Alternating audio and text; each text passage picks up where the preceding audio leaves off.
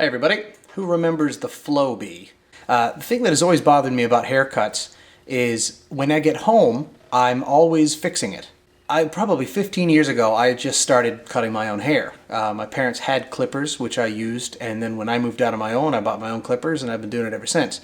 It was this guy I saw on TV where he hooked up his shop vac with this little yellow plastic attachment to his hair trimmers, and the vacuum would pull his hair upright and then the trimmers would cut it off. This is the actual attachment here. It's made out of a cereal box, which I cut up and then cut off the end of this plastic pipe here. That belongs to my shop vac.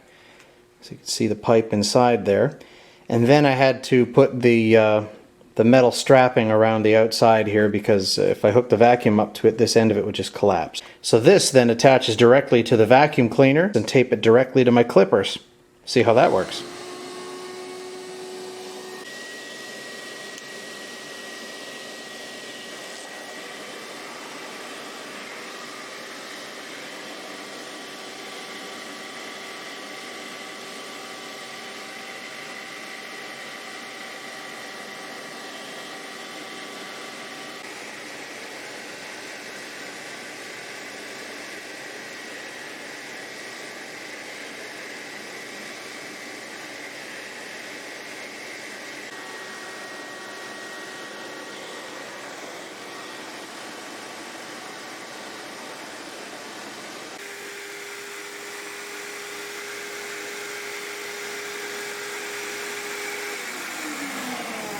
Well, there you go. Not bad.